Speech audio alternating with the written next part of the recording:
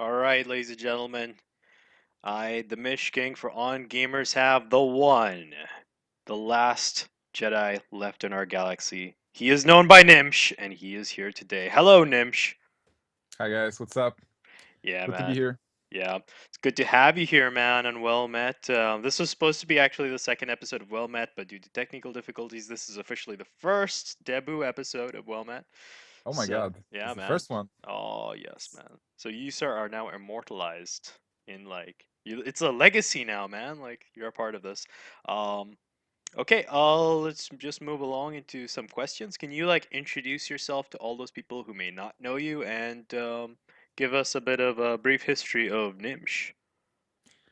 Yeah, sure. So I guess I'm here because I play Hearthstone a lot, and I had some success with Hearthstone actually. So Mm-hmm. I'm the current IEM champion because I won the IEM finals in March. Mm-hmm. I had some good success in a couple of finals. Fake TV Invitational Tournament, Seed Story Cup, and latest Tavern Takeover. I was in the final as well. Somehow I can't beat a gentleman called Strife Crow, but it's all good.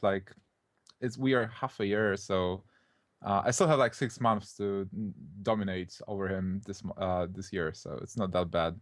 Mm-hmm. Yeah, I mean, I have some TCG experience from the past. I was playing WoW TCG professionally, traveling across the world, like winning some tournaments, losing some as well, obviously.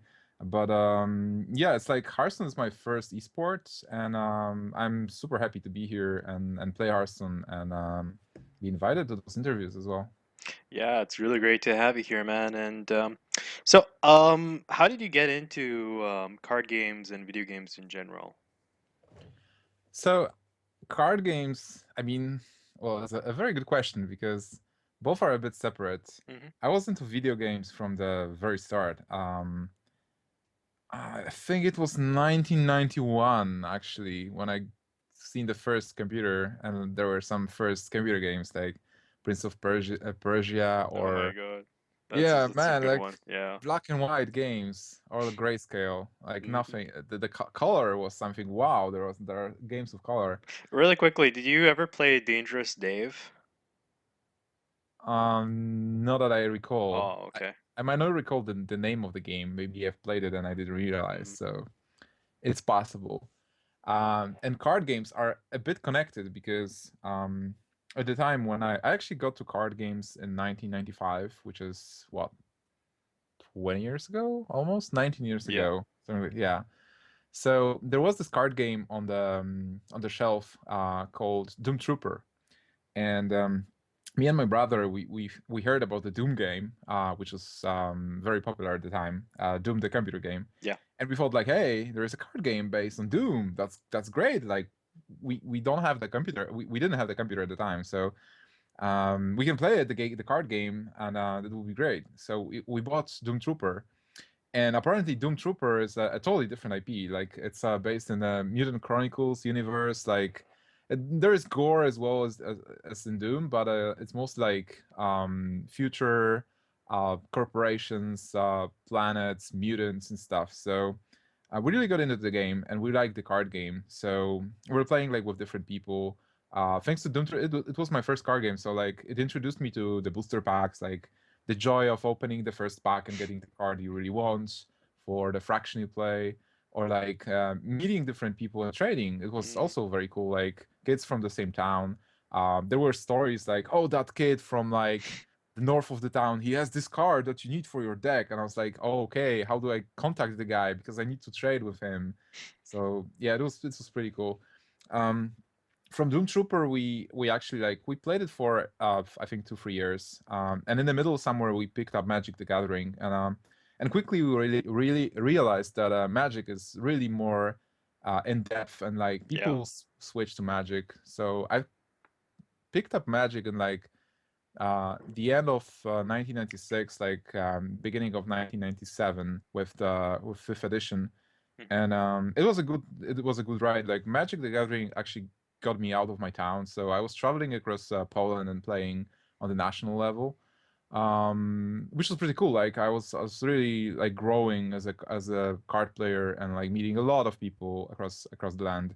And but I always dreamed to like move across the board, like to play on the multinational level. I was reading the articles about those multinational players who are on the world stage. Mm, But it was totally outside of my grasp because like of the money and because I was actually like a kid at the time. So then I had a break.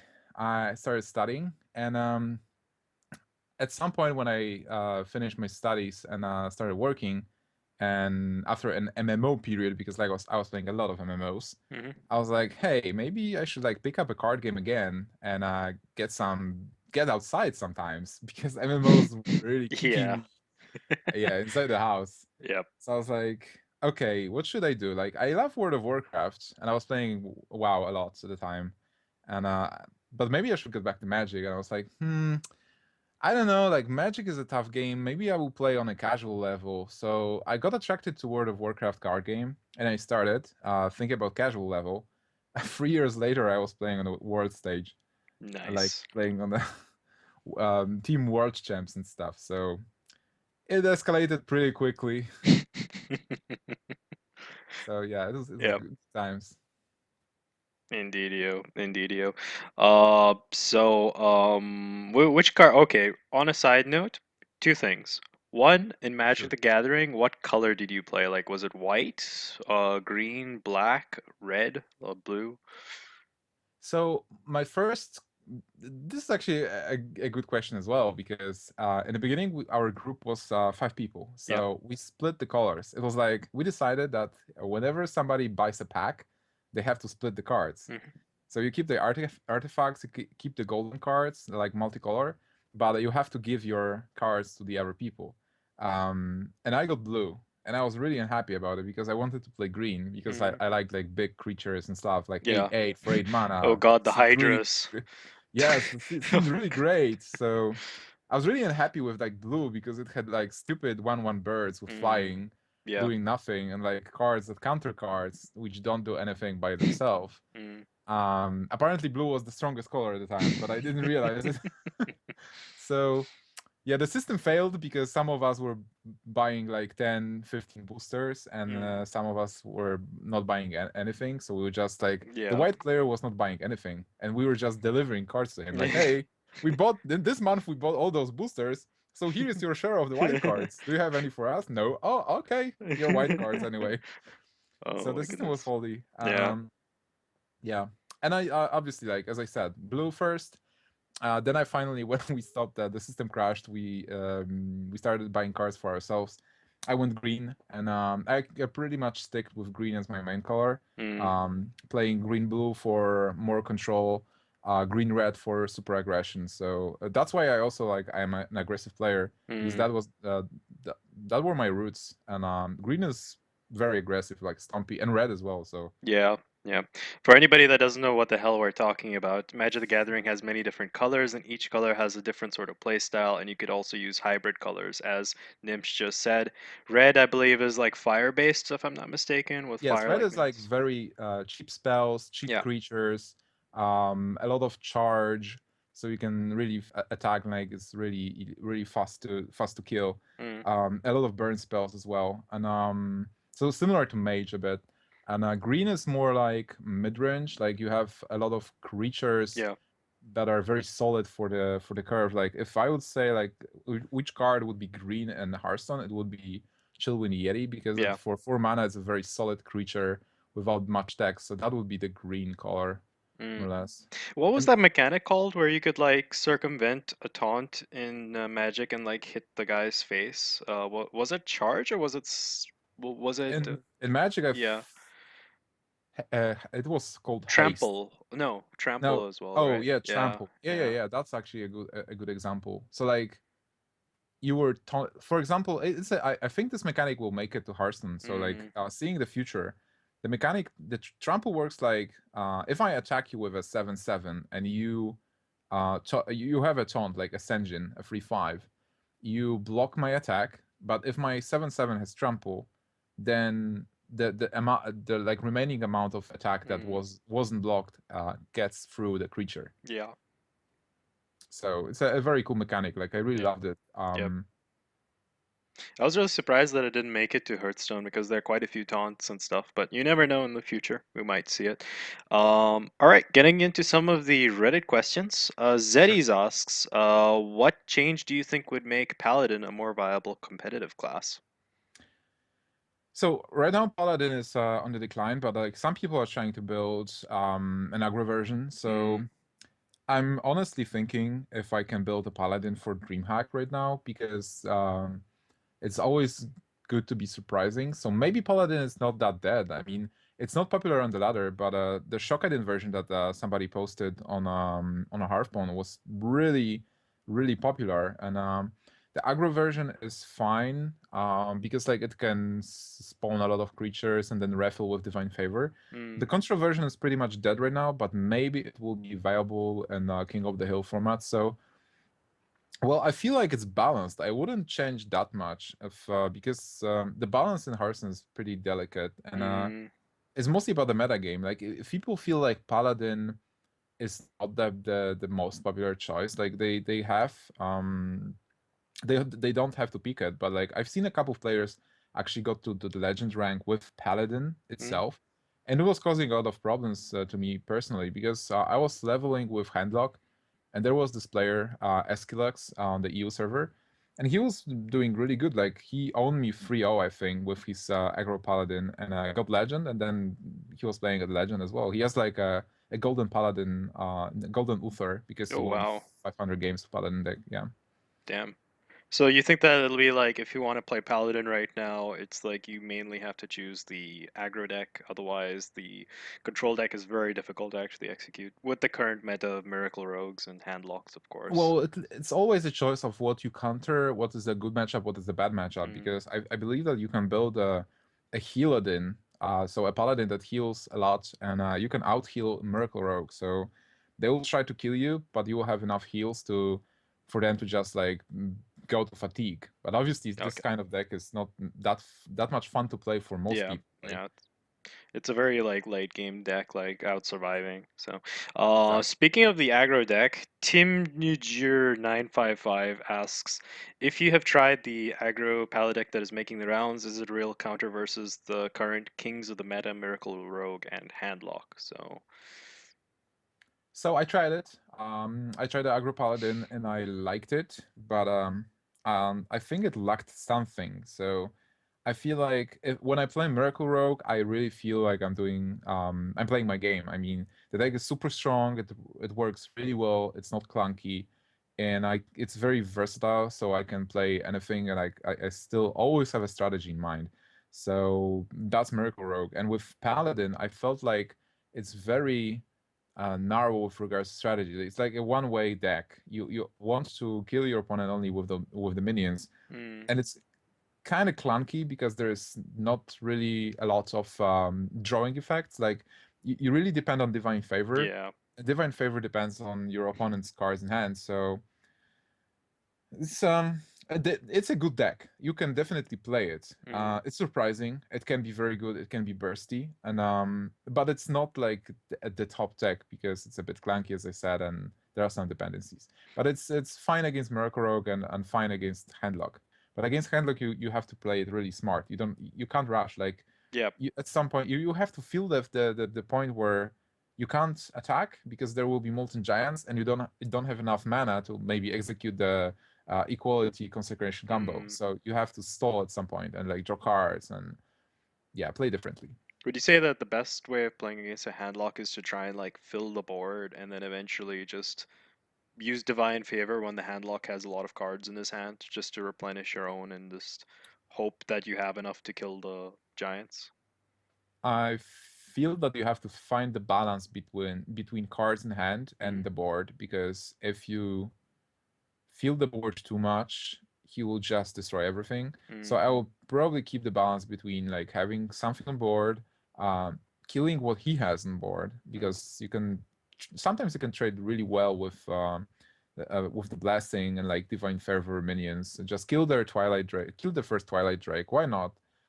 It will hurt them. So and then you like the game will go into a passive situation where they try to draw into their answers. but they can't play Moltens because they still have like, I don't know, 18 health left.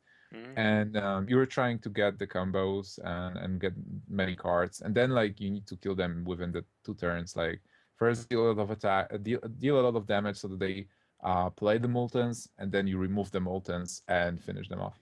Mm, cool.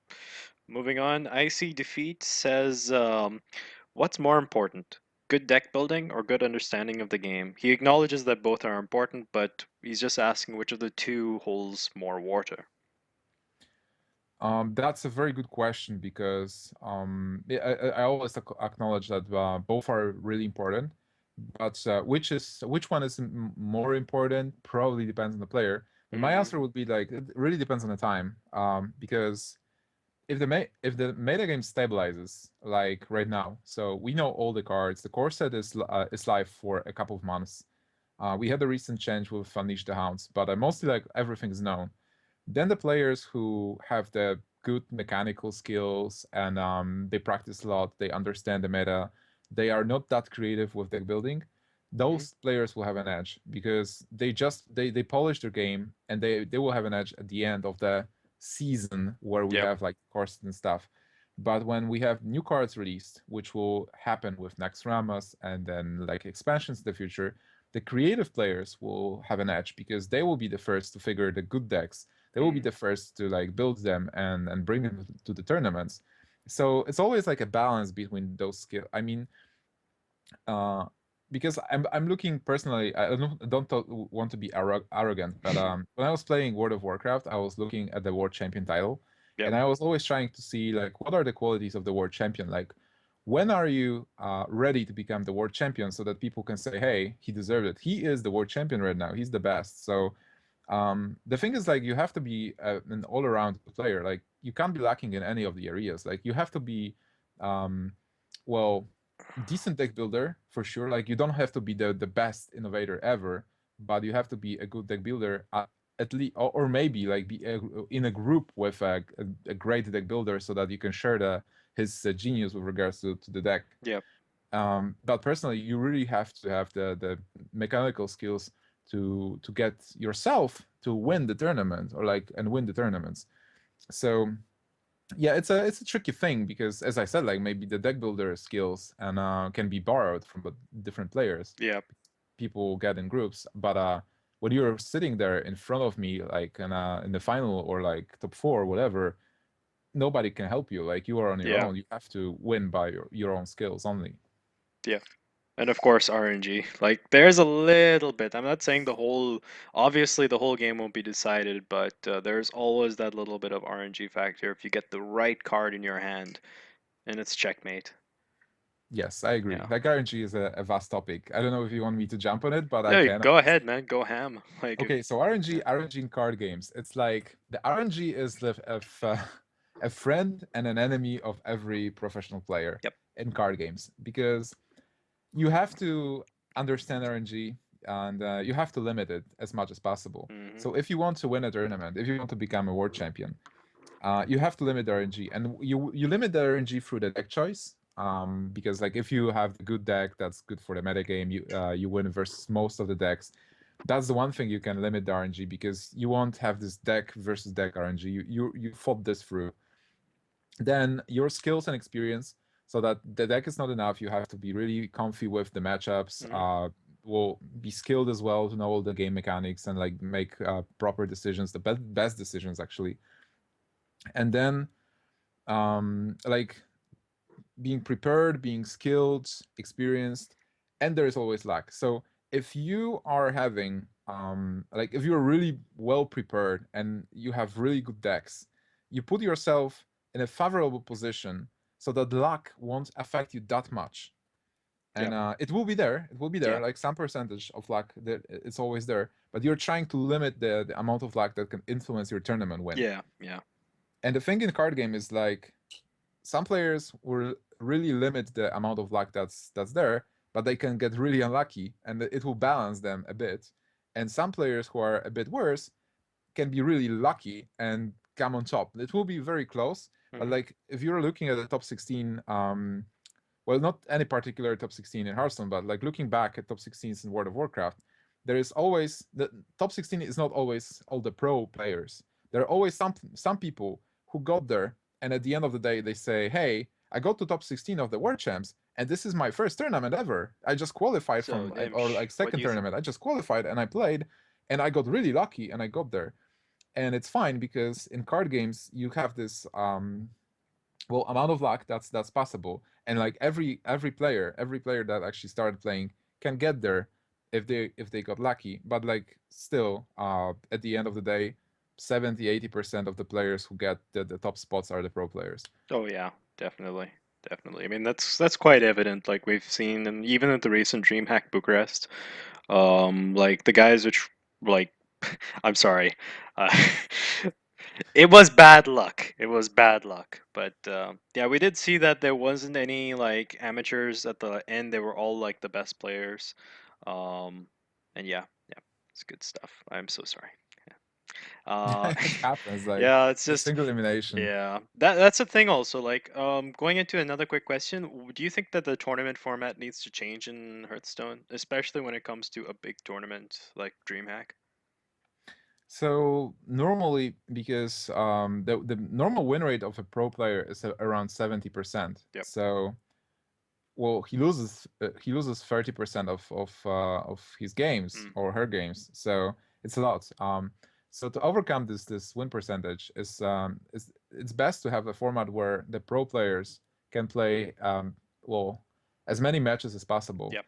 and it's also good for the new players who are Mm, not pro players yet, because they just go to the tournament and they play like 5 games, maybe 5 matches, instead of mm, being eliminated round one. yep.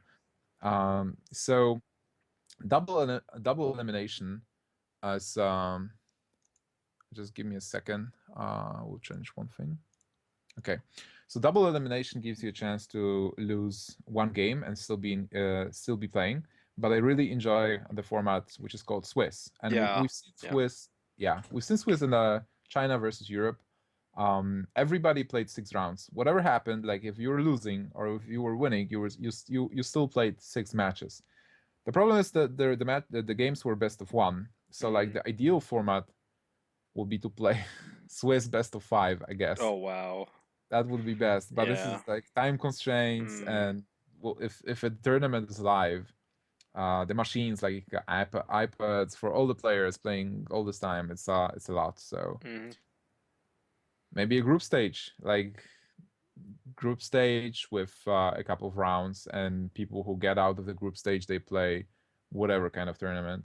mm, Definitely not single elimination. Single elimination is bad. Double elimination is harsh as well. Like it yeah. seems better, but it's still harsh.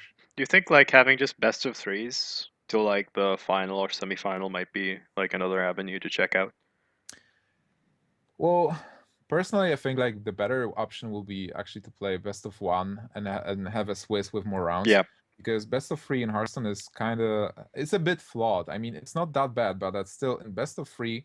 A person who wins the first round has a significant advantage, because assume that we are playing like I'm player A, you're player Yep. B. I just won against you. I just won against your deck. I have my I keep my deck. Yeah. You take a counter to win against me. You Mm, win because you have a good percentage. mm, And then we are 1-1, and I take a counter to win against you. So my counter has a very good chance to win the whole match yeah. that we are Yeah. playing. So it's really like this is the flaw Yeah. of the best of And I three. also believe there's like another thing where you've shown three decks. So other guys which might be watching the match will be like, "Oh, so this is how you're playing," and they might try and counter you down the road. So I get what you mean. I also feel Swiss is pretty good, but I don't know. Maybe like they should check out automated ways of recording matches and stuff so that it might make the tournament more smooth. Because I know manpower wise, it'll be really difficult to have like 256 or 512 people going through like 6 rounds. So yeah. Yep. Maybe they will figure something out. I don't know. I mean, I'm really looking forward to DreamHack, Yeah. because it will be double elimination for the first time, Mm, and best of 3 games, best of 3 matches. So mm, I will be like talking to players, because I'm personally I'm not playing on Saturday because I'm seated.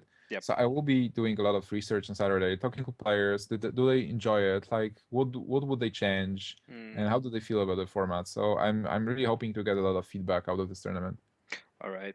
Moving back into the Reddit questions, we've got Super Cool Guy 6 million. He asks if you could add any feature to Hearthstone, what would it be and why? Observer mode. Yep.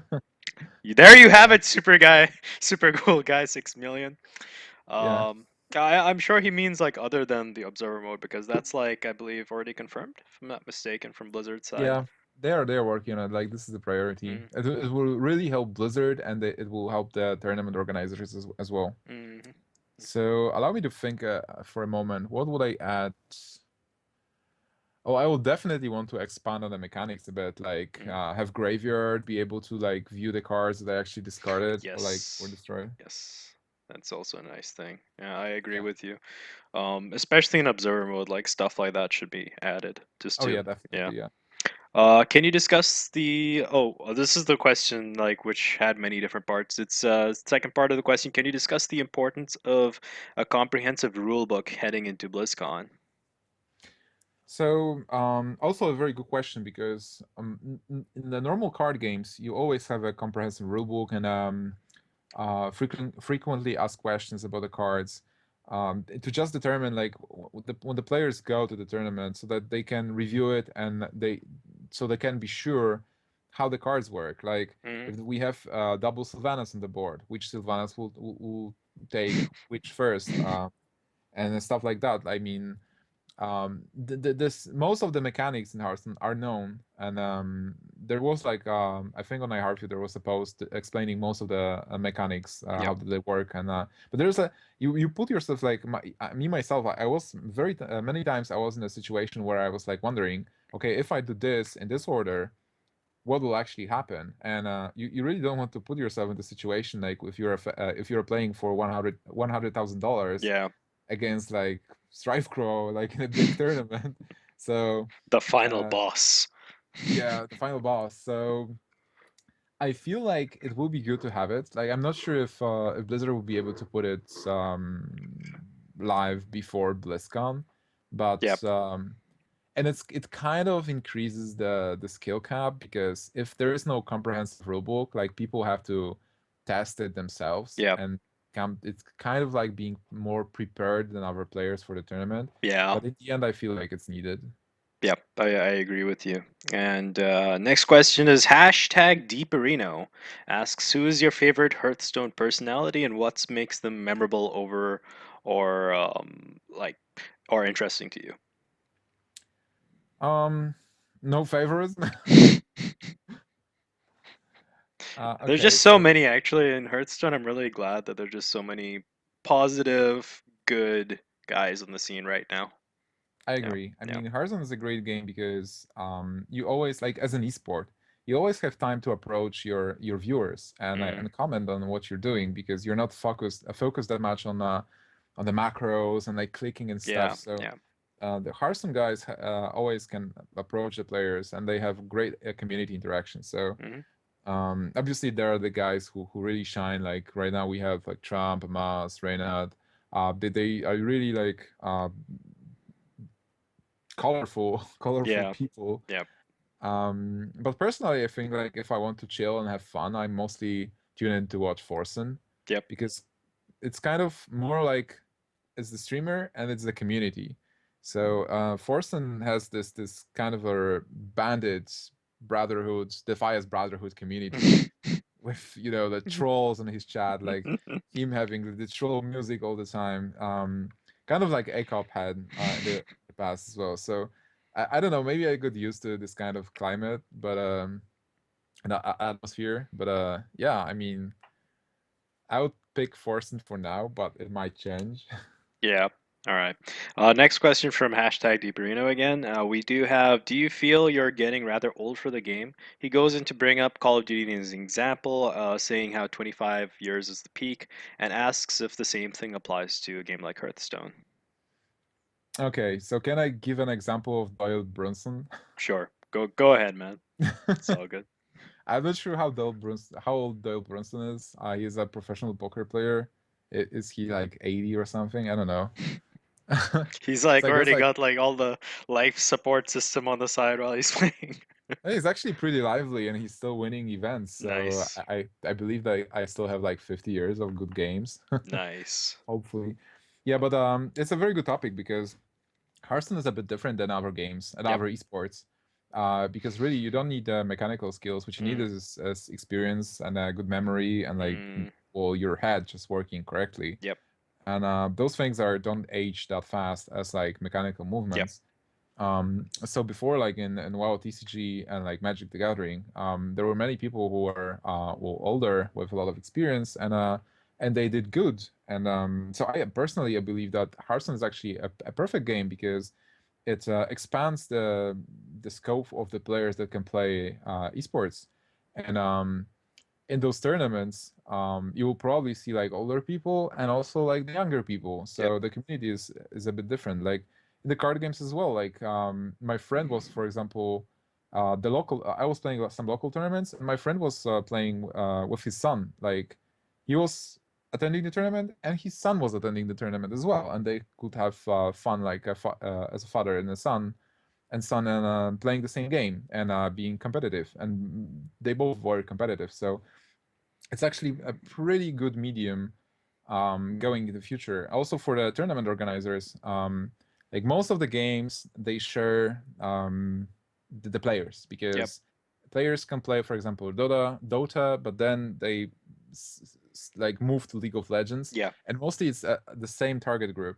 But with Hearthstone, there is like a very vast group that Yeah. can get attracted to esports. Like myself, like I was playing card games. I like I wasn't an esports guy. I was playing those games, but totally casually. And right now, I'm like going to DreamHack, and I'm doing my best. So I was able to enter. Like I would never be playing like League of Legends on this level. So I feel like it's a fine age to have. Yep, yep. And I agree with you. Like Hearthstone, for example, with Amaz, he came from World of Warcraft. He played that game for a long time. He saw this card game. He had played some like Pokemon and I think Yu-Gi-Oh as well. So he too was like attracted. I was attracted because of World of Warcraft. I played a little bit of Magic the Gathering, and I wanted to play with my friends in World of Warcraft. So yeah, it's a big group of players that can get into it. He also asks, "Do you still love leper gnomes?" Oh yeah, definitely. Yep. I'm still an aggro player. I love Leopardome. Leopardome is currently the best one drop for the aggro decks.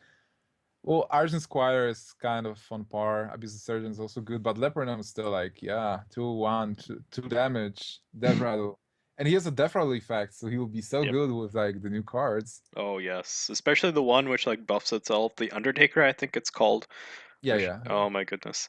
Have you considered using your stature in the community for any charity events? He says you can get nice publicity at the end of interviews by bringing up charities, etc. Well, it's a very good idea actually. Like I haven't considered it yet because I'm still growing. Like Hearthstone is a new game, Yep. as a recent game. So I feel like most of the current Hearthstone pros are still like having low numbers and stuff. Um, so the reach wouldn't be that much, but definitely like maybe later this year or maybe next year, I will be thinking about charity stuff. Like and obviously not to grow myself, but to help people. So Yeah. like I know that if I grow myself, then I will have like a bigger reach, and I will be able to reach to people and help people as well. Like, and charity is a wonderful thing. Like we know Athene doing a lot of for charity. Mm. We have the Child's Play events where people play play games to get like money for children as well. So gaming is a really good medium to actually have like charity activities. And if I grow, definitely I'm going to do this stuff as well. All right.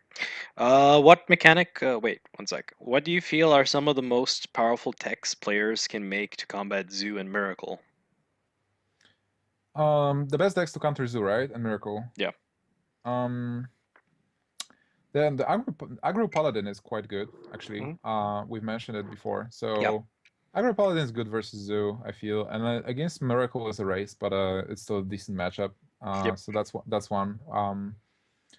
Then actually, like to counter Miracle, we've mentioned that on Wednesday on turn two. Control Mage is a possibility to Huh. control Miracle, Interesting. but I don't think I'm not sure yet how good it is versus Zoo. It might not be that good, but I will have to test it. Yeah. So yeah, there are like different options. I mean, priest is a possibility. Not sure Mm, how good it is because against miracle you'll probably have to have the Okanai plus circle of healing combo. yeah. But definitely like you can counter those decks. Maybe aggro hunter, like super aggro hunter. It was always good versus zoo. Might still be okay-ish with the Unleash nerf, and Yep. it's definitely okay versus Miracle Rogue. So Mm, interesting. All right. And next thing is, what mechanic from Magic the Gathering would you feel is most impactful to the world, to Hearthstone's metagame? it's like the mechanic that we adopted from Magic the Gathering. I think so. Like he doesn't really specify, but I do believe it's something that's been adopted. Well, I like Charge, which is like haste, and Ferocity from World of Warcraft. So Yeah. I always liked it, and I feel it's fine. I mean, it's probably most impactful even because the charge really dictates the tempo of the game. And Hmm. like, if you have a lot of charge cards, the games end faster. Yep. Then you have those different kinds of decks. And personally, I really like the keyword because like playing a minion and not being able to do anything with it, it's like, yeah, I played it, and then you pass and you just watch your opponent destroy your Yeah. cool minion that you just played. And with the charge minions, it's always well more fun because like we played and you did something. Like even if you attacked for 2 points of damage, you feel like, hey, I played it and I dealt 2 damage. It's fine. Yeah. Yeah. You got your value for it instead of just watching it Exactly. melt. Like seriously. Let's see. How do you feel about the Mill Rogue? No, I'm not familiar with this. The mill rogue is like the new archetype. It's not the miracle rogue, right? No, It's it's not like Mill Rogue. It's like just MILL. I'm not really familiar with this type of rogue. okay, I will say like if you want to have a mill rogue, you'll probably try to shadow stab the Murloc Oracle, like Mm, to draw 2 cards and shadow stab it, draw 2 cards, shadow stab it, draw 2 cards. Um, I don't know. Like I haven't, I really haven't seen the list yet, and it's not that popular. So yep. Yeah, it's I just feel Miracle like, Rogue all day now. yeah, exactly, and like I feel like mill decks are not there yet. Like I was reviewing a mill druid some time ago, Mm, and it had like some cool mechanics as well. And it's still not there yet. Oh, for in the mill decks, you run lower Walker Cho as well because like you really want to fill the hand of your opponent, and then like burn as many cards as possible. The problem is like they will always have those 10 cards, and then they can deal with your stuff. So it's really hard to actually mill them and kill them with fatigue damage. yeah, So I think we'll still need some more cards, like more milling effects, or like a card like Megrin from Magic the Gathering. yeah. A Megrin card is like at the start of your turn, you get as many points of damage as you have cards in your hand. Like you get 2 damage for every card in your hand. Oh, So that would be super powerful in Hearthstone, I yeah, feel. yeah. And will kill the control decks right away. Yes, indeed. Just the other day I saw a comment on Reddit about which like I have enough dust to make a epic, I mean a legendary. What legendary? And one guy was like, make a lower Walker Cho go 0 and 10, and then find out what you learned. Okay, not bad. Okay, do you believe that there will be a revitalization of Hunter at some point after the Invitational, or is it doomed to be a sort of meh right now until Nax at the very least? Hunter. Yeah. I feel like Hunter is still a strong deck, Mm, actually. And well, I was playing Hunter in most of the King of the Hill formats. I know it's different than ladder, yeah. and on ladder it might be weird, but like Hunter is still a strong class, mid range and aggro Hunter, Mm, because there's like Unleash nerf was definitely painful yeah. because right now it's kind of clunky with the combo, Yeah. but you still have Hyena and you still have like the Houndmaster, which is Mm, essentially a 6/5 for 4 mana if you have a beast on board. mm, So kill command is good. Hunter's Mark is good. A Hunter is a good class. Maybe we'll just have to wait for a specific build that shows up, and then everybody will play Hunter again. mm. Yeah, because I feel Hunter has now become a bit more technical to play rather than it was much easier to play before, like let's face it, before the nerf. Now it just feels like you need to know what you're doing. Um, Yeah. yeah. At least for a noob like me, I just tried it once and I'm like, oh, I'm winning. Anyway, Unibone says, what's the strongest Nax card right now, and is it good to get new cards every week? For example, during Nax, or do you prefer a big expansion? So the strongest card right now is the Nerubian Egg. Yeah, yeah, I saw it. It was Yeah, four it's kind of, four. Oh my God. yeah. Obviously, you have to like kill the egg Yeah, first, yeah, and but I feel like it won't be a problem. So you get a 4/4 just for 2 mana and some waiting. yeah. So it seems like like the strongest card right now. So yeah, that's my answer on the strongest card. Yep. Obviously, it will like well, this card is actually good enough to even work in the mid range decks. Mm, Like it's definitely good in aggro. But in mid-range decks it will be even better, I think, because you don't have to be so fast with getting small minions on board. So mm, getting a Nerubian Egg somewhere there and maybe even triggering it like 2 or 3 turns after will still be very strong. And the release schedule is actually interesting because on one hand, it's pretty exciting that we'll be getting. We won't be overwhelmed with all the wings at the same week, so we can explore them week by week. And on the other hand, also like the cost will be split, so we won't like have to spend a lot of gold on the first week or like a lot of USD on the first week.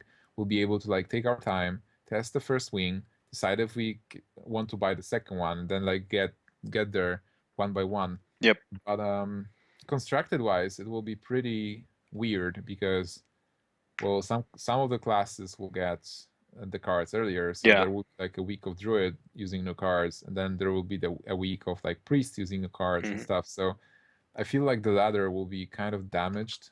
Yeah, it'll be like whoever's got their card that week will just be playing their class to death.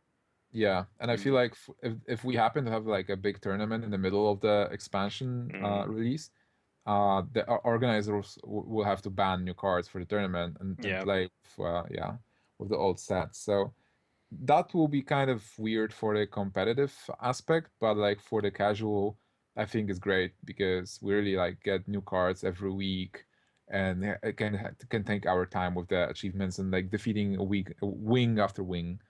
So kind of mixed opinion. yeah, yeah. TC 23 asks, who are you looking forward to meeting and or playing against at DreamHack the most? So I'm looking forward to meeting like all my friends there, and like most of the Hearthstone pros are my friends. I'm also looking forward to meeting like all the people I still don't know. Like in Bucharest, it was great because people approached me and they said, "Hey, Gnimsh, it's good to meet you and stuff." So I'm definitely happy to like meet new people and like discuss stuff. With regards to who I'm looking forward to play, it will be definitely Savitz. I want to play against Savitz on the live tournament because we are good friends, and I faced Savitz before in a couple of online tournaments, and actually like he never won against me, I believe. So I will be looking forward to like playing him on the live stage, on the big tournament. Not being a teammate anymore, him being from a different team, like from Mm, Curse, but still like weighting our strength and like seeing who will come on top. So it's really good to like look for the challenge, and I feel like we can have like a very good match versus Savitz. all right, the next question is also from TCA 23. Who are the three players out of the top 12 that you don't want to face at DreamHack? By that, he means the strongest, most feared, things like that, and adds, do you even fear anyone, Master Nimsh? Well, am I arrogant if I say like I don't fear any player? Dude, you are a Jedi Master. Obviously, you don't fear anybody, man. Yeah, it's weird, but like I really want to prove myself, and I'm playing versus those players all the time. Yeah.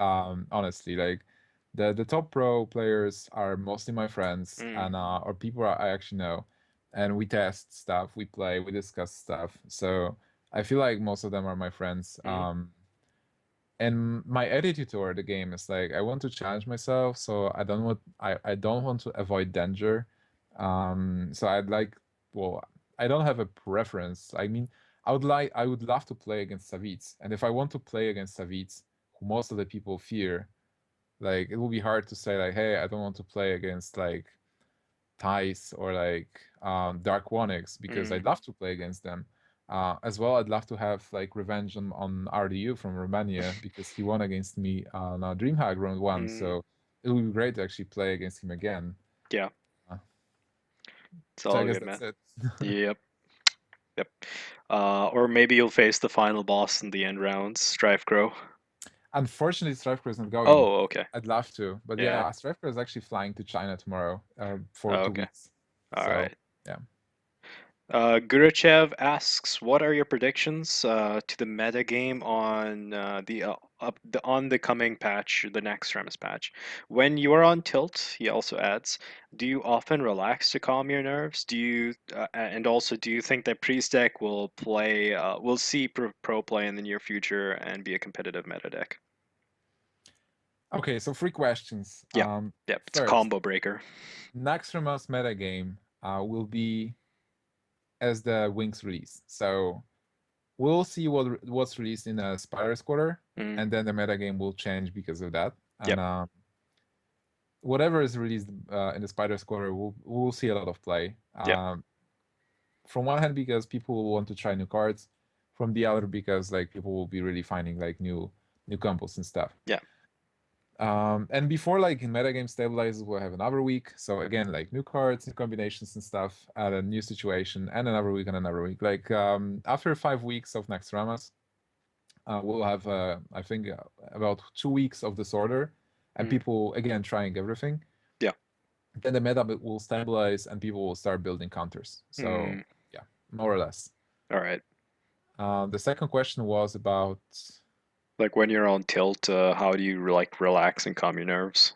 Okay, so mostly I'm not on tilt. Like we also discussed it on Wednesday. Yeah, So what happens to me, I sometimes get a bit frustrated with Hearthstone, which is well not really a significant emotion, but what I mostly advise to people who go on tilt is like if you go on tilt, just stop playing the game.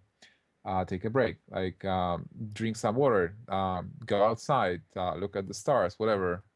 Oh damn, I'm mostly playing at night anyway, so I'm mostly looking at stars.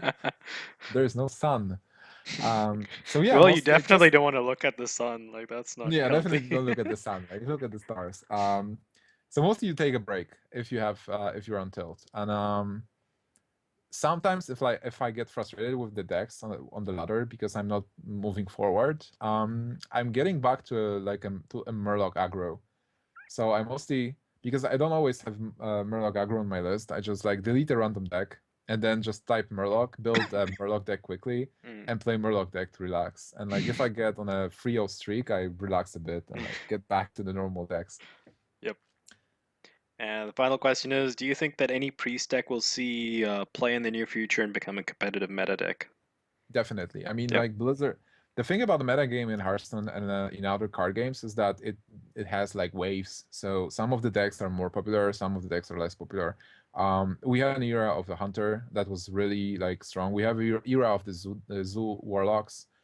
We have an era of Mage decks in the beginning. Yep. Mage, Mages were nerfed, but mostly it will change. So after next Ramas, there will also be a dominant deck, and I feel like I call it right now. I feel like Blizzard will have to nerf some cards. Like I think the guys are great developers, and they are will probably also have a great QA team and balance team. Yep. But come on, guys! Like there's I don't know how many people play Hearthstone right now, but if all of us just get and try to break the game, I'm sure we can do it at some Yeah. point. Yeah. And yeah, some things will have to be nerfed. So I'm sure like we will have like a dominant deck or like two decks, and then Mm, we'll have some nerfs, and then we will have another dominant deck, and then we have the counters. So like this a very exciting cycle. yeah. Yeah. Very, very cool to watch, actually. And next question's from Rolo. He asks, everyone says or wants a spectator mode, and how is it good for esports organizers, etc. But not everybody has a concept of exactly how, like, what the spectator mode should entail. Is it really as simple as seeing both players' hands, or should you see features added, such as displaying a chance of certain cards drawn from the deck, similar to poker? Oh, that would be actually amazing if they Mm, do it. I mean, obviously the basic feature is to play both, to see both hands. yeah. and maybe see the next card. I don't feel Oh, very that would confident. just be crazy, man. Well, Like, it's like observer mode is mostly for the. Well, I only fear that if we have an observer mode, that if they implement it in game, like mm, if players start to abuse it, like they will have to implement it in a way so that players can't abuse it. mm. To say like, I'm playing versus Like, somebody. I also There is think that if you like show what the next card will be, that would kill the excitement, to be honest. yeah, exactly. Yeah. But like whatever the tournament caster needs. So Mm. It'd be for cool though. yeah, Like, definitely like uh, an option. like basically, let's say the player's like in a bad situation, he GG's out, then you could actually see the next cards. So you would know maybe he actually had a Oh yeah. chance. Oh Yeah. yeah, exactly. That will be good. Like browse the order of the deck Mm, after the game or something. Like mm, how the cards did. This will actually really help the counting the percentage. Like if you will be able to see, I was talking to about it with somebody, but like there is a lot of hidden information in Hearthstone that you are not able to track as a player, but mm. the system can track. For example, what's the percentage of the cards? If you're playing like let's play like 50 games, Mage versus Paladin. Yeah. Um, Give me a software that will be able to track which cards were key in those like 50 games. Yeah. So maybe my like I don't know, Argent Squire in my deck was useless, and I never used Yeah. it, Yeah. so I don't need it in the matchup. So Yeah. like there's a lot of those things that I'm not able to track like just playing the game, and it's hard to see. But the software can do it, and also Yep. like the percentage. Some of the players can track percentage, like oh I have like 16% to get a Leroy and to win the Yeah. game right now, or like I have 6 outs left, so if I draw a card now, I have like 15% chance to win the game outright, or like Yeah. whatever.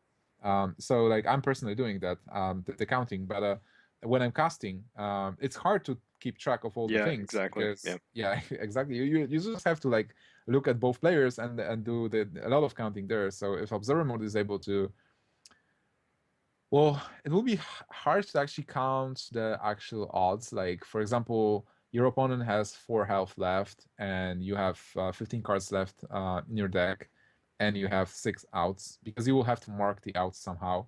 Mhm. But like What I if don't you know. like have like a drop down menu in the observer mode where you can like select a particular card in his deck and then it would just run the odds for you? Yeah, maybe something like this. Like Yeah. you can just select a couple of cards and then try to get an odds, the odds of the card that will be Yeah. drawn. Yeah, that would be good. Like maybe I don't know, like getting a chance on Ragnaros. I guess is simple mathematics. So um, It's 1 in 30, man. 1 in 30, live the dream. yeah. But Ragnaros, for all those guys out there, it can also ruin you. Like there was this situation my friend was in. He put down like 2 or 3 giants. The other guy plays a Ragnaros, and he hits his face and dies. Avoids everything. So yeah, That YOLO happens to Rag. me all the time when I Oh play god, yeah, Ragnaros. yeah. It's like Ragnaros is very moody, man. Oh my goodness. So yeah, we've got Clet here. He asks, considering all the current knowledge of Nax cards, describe a card that you yourself would like to see included in the Nax set. So the card that wasn't spoiled yet and possibly can be included, right? Yeah, like something from your side that you yourself would like to see in the game, like anything. The first With the the death first thing rattle, of course, because that's the theme. the first thing that comes to my mind is like a Kel'Thuzad card. Yep. I just like when you asked, I imagined this Kel'Thuzad card just sitting there on the in the middle of my board, like the control deck. Him being like I don't know, like a 3/3 for 5 mana, for example, or 3/3 for 4 mana even. Hmm. So I deal 1 damage to Kel'Thuzad, and he deals like he does a Frost Nova, Yeah. dealing 1 damage to the whole board Mm, and freezes the whole board. nice. Maybe without a hero, or maybe with hero because we have hero powers. Mm, So like this Kel'Thuzad, that's actually I play it, and it stalls the board. If it's not removed, it will stall the board for like 3 turns until it dies. nice. Like That's maybe in actually the beginning, interesting. even like change it a bit so that not a mechanical action, but you play Kel'Thuzad being a 3/3 for 4 mana at the beginning of the turn. It like deals 1 damage to itself and fires Frost Nova to freeze the whole board, and does it like, well, 3 times if it's not dead. Okay, no death rattle. Death Rattle. Yeah, Death Rattle. When it dies, summon a 0/1 cat called, I don't know Yes. how it's named. It was Mr. Mr. something. Bigglesworth. Yes, yes, yes. Of Just for a course. flavor. And then if you kill the cat, it like suddenly you hear Kel'Thuzad yell. Yeah, that would be Oh my perfect. god. The cat can actually be a 1/1 even. That's Oh fine yeah. still. Oh my god, imagine if you buff it. Oh my god, that would be awesome. Yeah, finish the game with Mr. Bigglesworth. Oh my goodness. Svenheimer asks, when you build a deck, do you first look at the meta and think of the best counter to popular decks? Or do you start with an idea for a deck and only tweak it to suit the meta? So personally, I'm the metagame guy, so I search for ideas to counter the metagame. Like Yeah. if I feel there is a very strong deck that I need to counter, I will be thinking about what do I need to play, which cards to counter specific situations, and then I put them into a deck and try to build around it. It's like that's why I built my mage for IEM as well. I felt like just a sec. I felt like I need to have this AOE effect. I want to counter druids and maybe warrior as well. And I felt like I really want to have the spells in my deck, and then like be able to spawn minions, kind of like Zoo does with Yep. Harvest Golem and like Yep. bigger guys. And I've ended up having getting back to the mid range mage, and started building it. And then I realized that there is not enough draw in the deck, so I've added like Azure Drake and ETC and Dude, speaking of which, Argos. that EDC play at IEM, for everybody who doesn't know, YouTube that. That was brilliant. That was a brilliant moment. You made it work, man. You lived the dream. Yeah, definitely. Well, the idea was to have fun, and like it was a competitive card because I knew that I only have a couple of opponents. I will be playing like 2 opponents only, Cynics and then Ardosis or Lothar. So I felt like being there on a big stage for the first time. Well, not first time for Ardosis, but definitely for Cynics and Lothar. I felt like if I play the card that changes your screen, like you're Yep. focused on the game, playing, looking at your cards, looking at my cards, and then there is this effect in the middle of the board, like heavy metal music playing. You're like, okay, what is going on right now? And like It's a card you, happening. yeah, what's happening? And the card that you've never seen before, and then you get one of the random cards, which totally like destroys the balance I because know, right? I got a random card, so it's really hard to plan against my hand right now because I got the card that you're not sure what it is, and I knew that some of those players, well, I didn't know, but like I hoped that some of those players won't actually know what kind of cards ETC creates, and even if they know, like if they get the card, that they won't be sure what the card does. Like, for example, for the Horde, can you actually name all the Horde minions that for the Horde can create? Nope. It's like 5 minions, and I knew because I prepared, but I know like I knew that when I play the card, like they will be confused. Yeah, yeah. It was like Artosis's face at that moment. It was like, oh. That was like an anime moment, man. It's like so serious and all, and it's brilliant, brilliant. Did we cover the question or like did we not cover the question? What was the question Oh, it actually? was like about deck building, I believe. Oh yeah, I feel like I covered it. So I built for the metagame. I'm not a very creative deck building person. I'm mostly like the person that practices a lot and tries to hone their skills and be the Yep, psychological, mechanical player. yep, Um, I tend to create some decks from time to time. Like it's a bit easier in Hearthstone because the card pool is smaller and yep. we have like 30 card decks instead of like 60 card decks. Yeah, yeah. You don't have to worry about like lands anymore. That's a positive Yeah. thing. Yep. So it's kind of easier, but there's a lot of deck builders out there who Mm, are much better than me. yep. Going on to the next question from Portent Porter. Okay, Tongue Twister asks, which class do you predict will rise in popularity judging by the next cards revealed so far? Which class do you think is the most underplayed because of its disadvantages in the meta? And what sort of strategy do you use to play the disadvantage class? So definitely Warlock, because the Warlock card is cool and the Nerubian egg is cool. Yep. So that's a cool thing. Mhm. Um, so that answers the first Yep. question, I guess. Obviously, we'll have like the class popularity based also on the class cards that will be Yeah. released each week. Yep. So that's the thing. The second question was about what was it? The disadvantages. Which class is the most disadvantageous in the current meta? So well, priest is the least popular and paladin is least popular. Mage is getting more and more popular, even though people said that it's the worst class. So well, it's hard to say that they're a disadvantage. Like they have their own mechanics, and maybe people are not playing them. They are not the best classes, the most popular, but definitely contenders. Yeah. Yep. And what sort of strategy would you use with that one of these classes?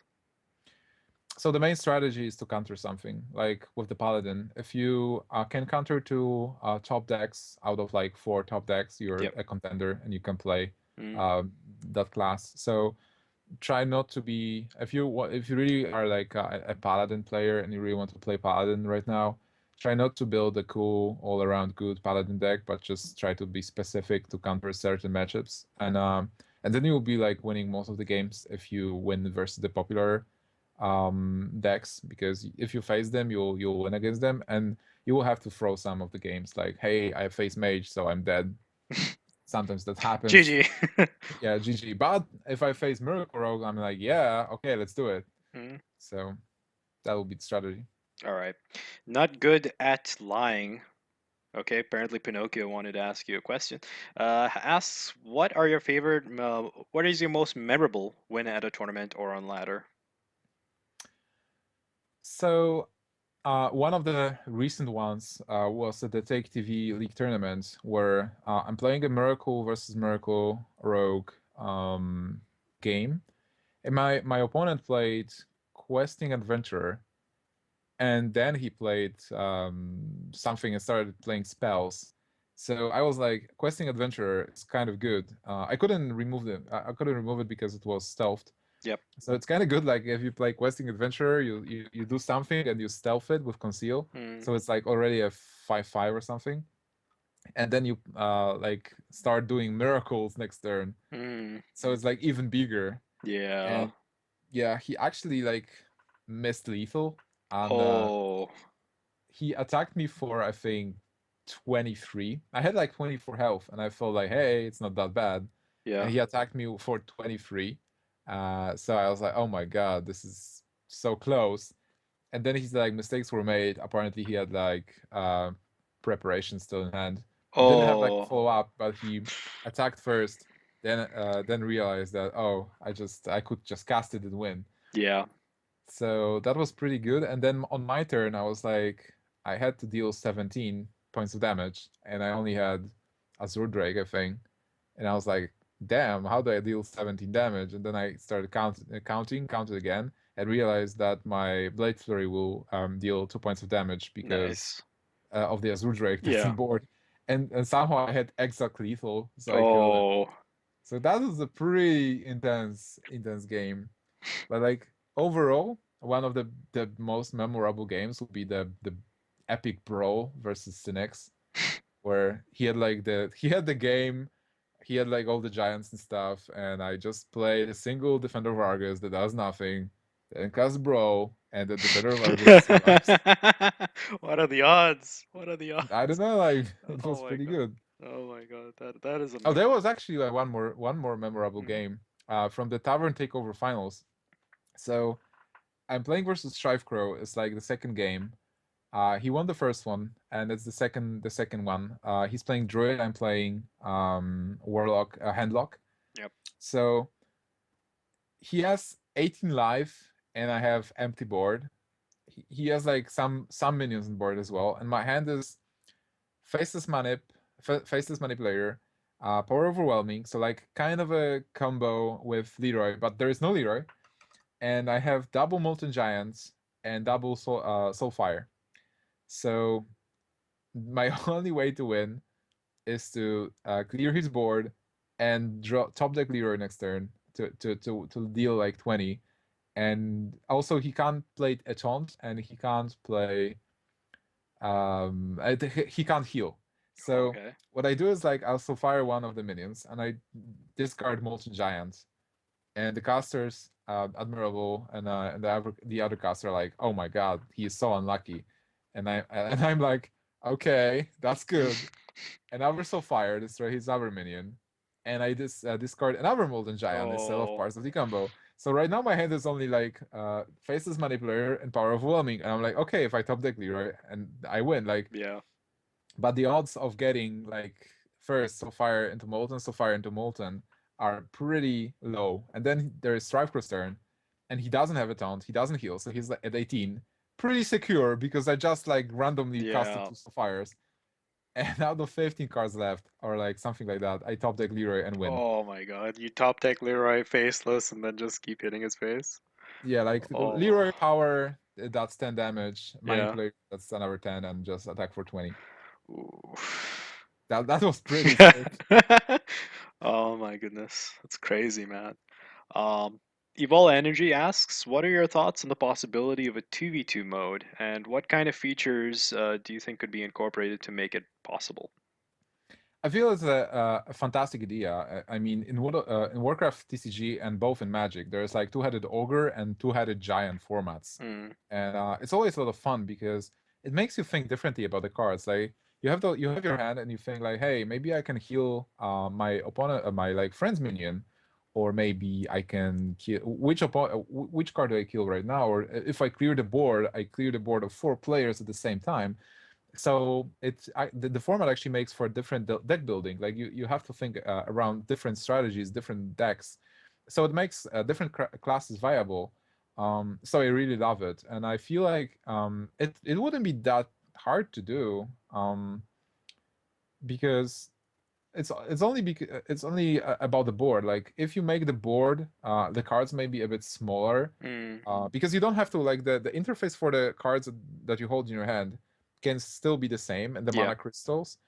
Maybe move mana crystals a bit so that you can view how many mana crystals your friend has, like on your left, Mm, virtual left, yeah. because you won't be able to see his cards. Make the board a bit bigger so that the minions can like fit from Yeah. four players.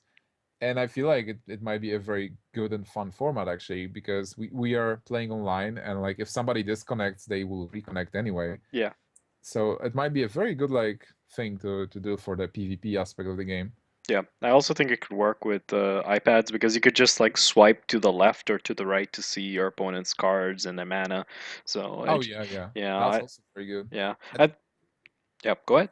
yeah, I mean like going into the future, it will be a great idea for PvE content as well, when you can actually like make dungeons with your friends, Oh my like goodness. 40-man duels. raids.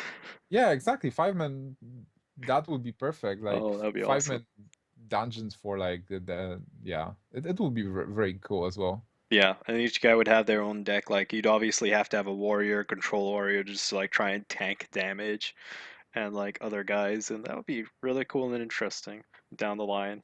Um, Yeah. Wai Hui, not sure if this is correct pronunciation, asks, are there any mechanics or interactions that you would like to see implemented into Hearthstone, and if so, what would they be?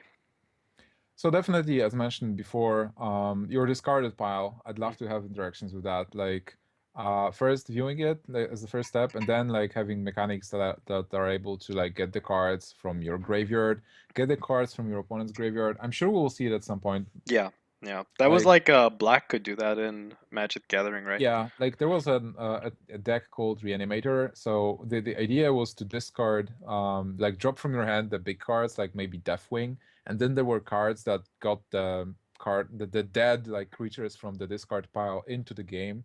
So Mm, kind of like Alarmobot, but like I don't know, maybe it's kind of a combination of a couple of cards, but still like I yeah, like those yeah interactions mostly.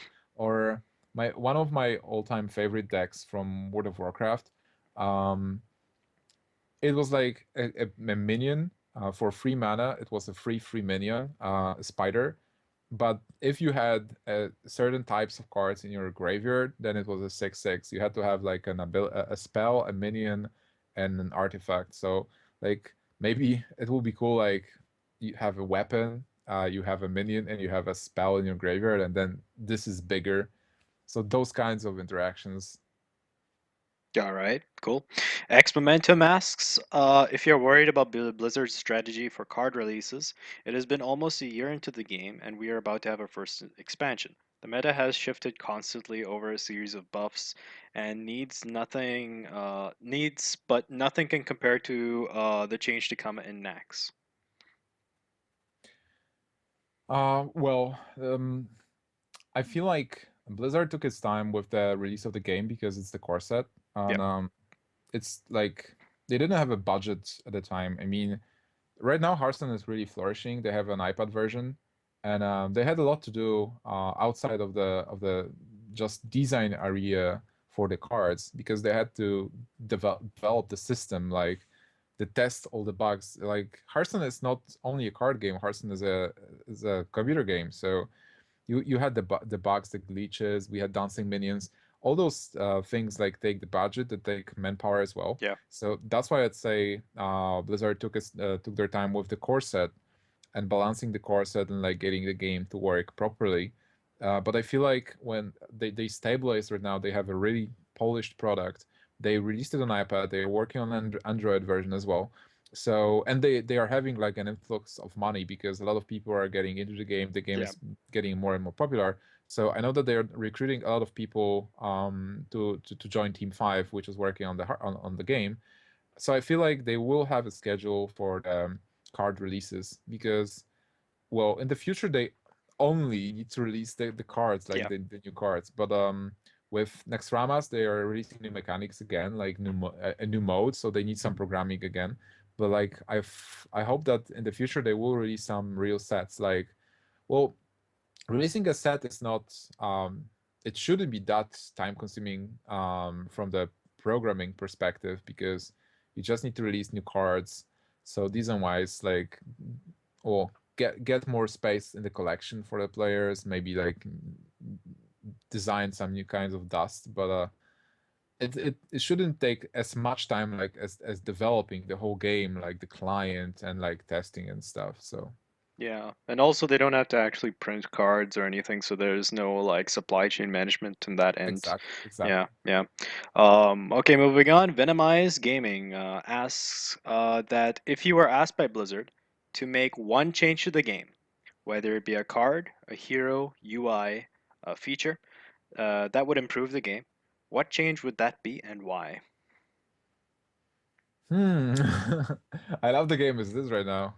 Hmm. Oh man, I might have a problem with this question because I'm not that critical as a person. So I always take things as they are, and I'm happy to test them as they are. And I haven't seen anything that really bugs me right now.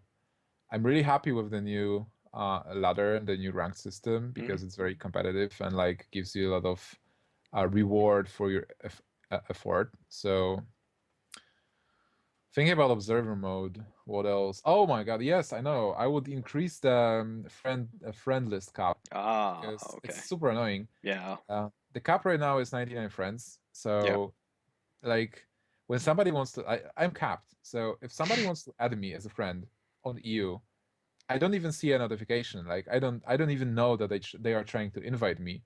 So I had situations with where friends on like or like pros that played against me Yeah. before, they get my ID from somebody else, and they are not talking to me. And then I approach them like live, and they are like, "Dude, you never accepted my friend request," and I was sending multiples, and I'm like, "Oh, I didn't even know."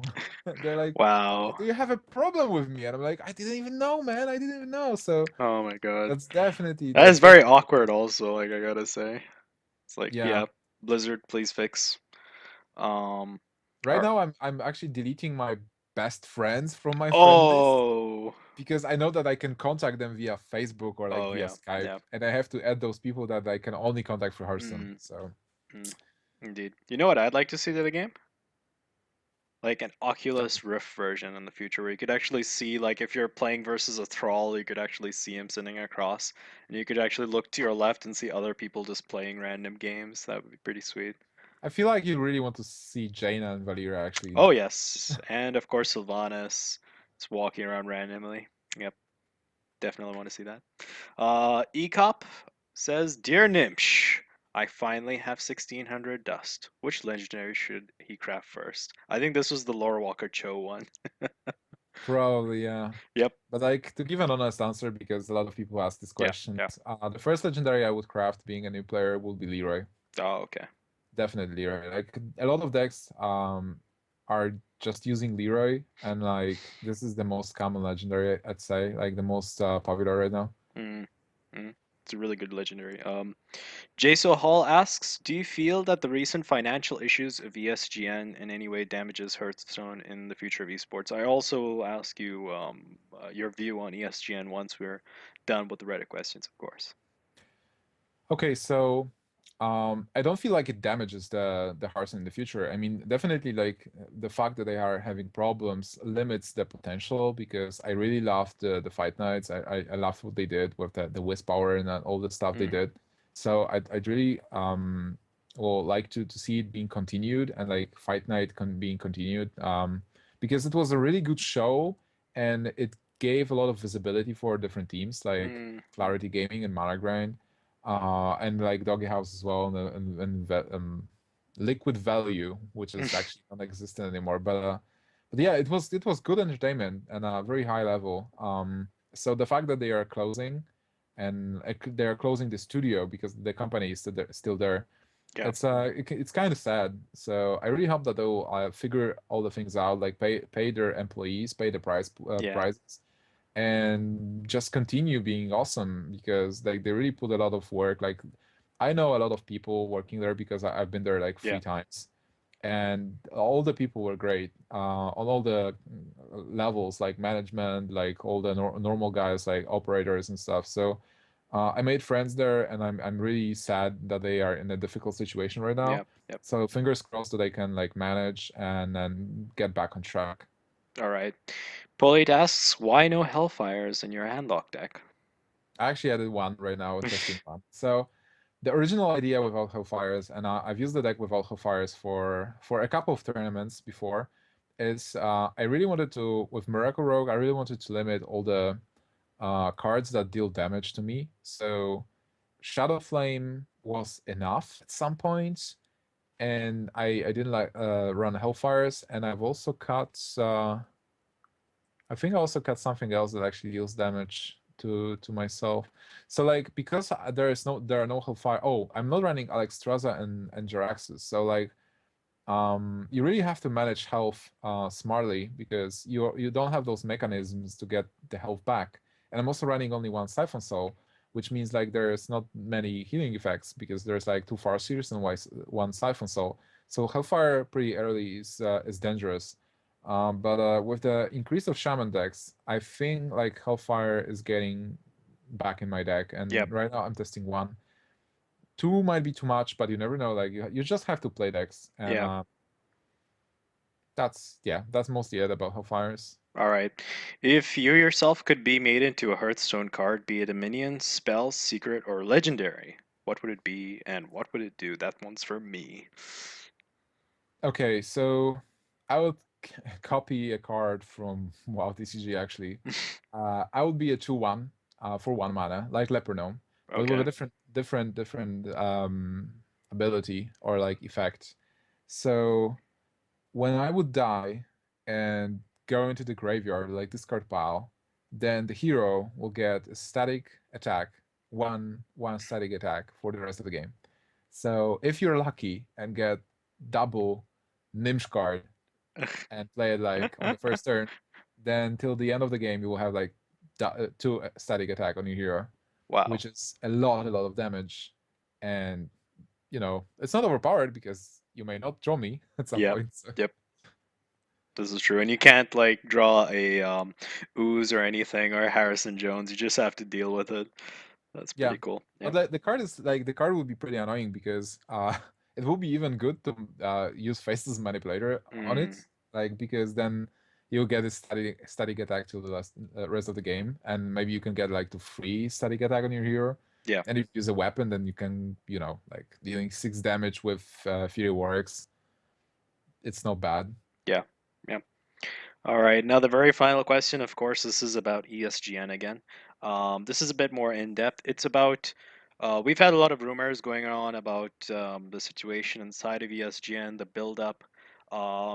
Since you've been on it quite a few times, like obviously as a guest and as a player, um, like did you notice the writing on the wall from earlier, or like was it just happened suddenly and you're like, oh, okay, So, well, being there a couple of times, we always felt like they put a lot of money into things yep, because everything was top notch. It was the Bubblesburg studio, and personally, I was not aware about the Bubblesburg studio. But when I told my father that, hey, I'm going to Potsdam to like shoot this Hearthstone show and Bubblesburg, he was like, oh my god, Bubblesburg!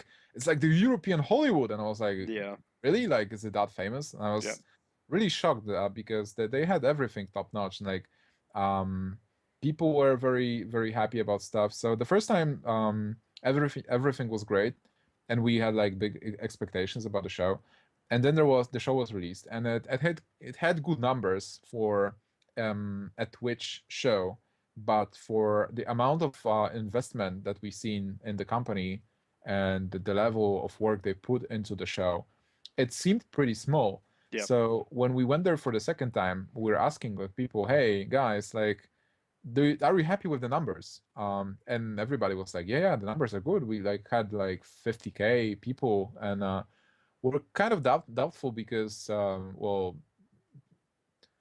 I don't actually feel they had think they had as many. I think they had like 30K or something. Yeah, So for us, the numbers were not that good. So we were yeah, thinking like, hey, where do they actually get the return ROI for mm, everything? So it was kind of weird, and when they started to have problems, we learned actually with the articles, and it wasn't that surprising because what they said in the articles, like it seemed like they didn't really have the return of investment on what they did, and probably the company was really depending on the sponsorship and money from Sapinda, like what I can say from the articles.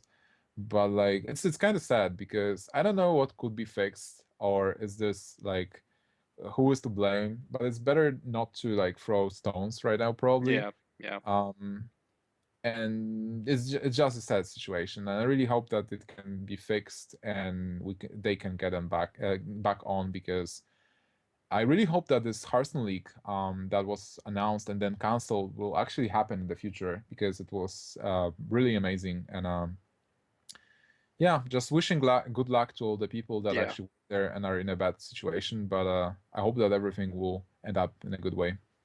All right. Well, that's all for me today. Do you have any shout outs, Nimsh, that you would like to shout out?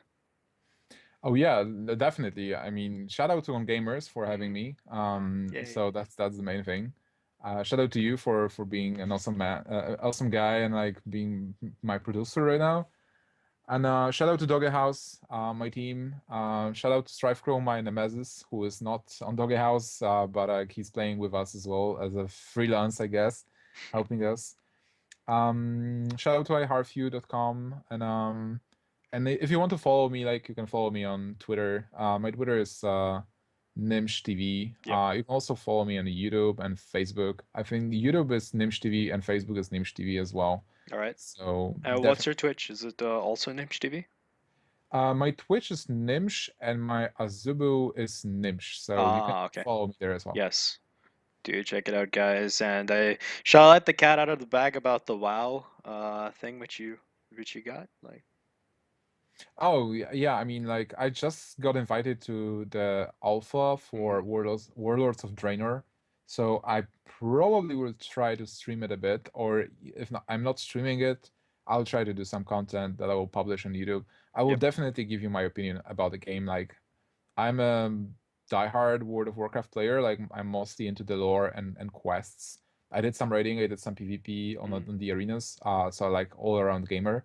So definitely I would try to look into the game and like yeah, see like how it goes. And I love the new setting. Draenor not being destroyed and a bit of a different plot twist.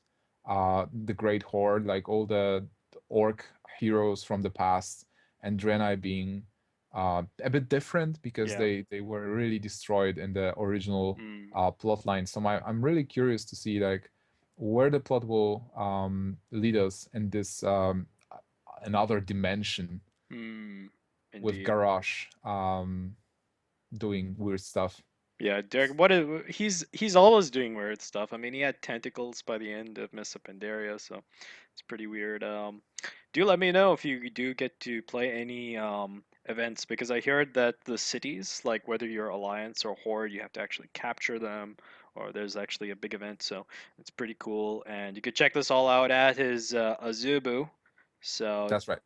keep it locked in there and his YouTube. And you could check us out at onGamers, and you could check us out also at ongamers.com. And you could check me out at TheMishKing. And that is all for this week's episode of Well Met. Thank you to my legendary over here, Gnimsh, for coming on the show. And we'll see you next week, guys, where I'll have another legendary player over here. So stay tuned to OnGamers.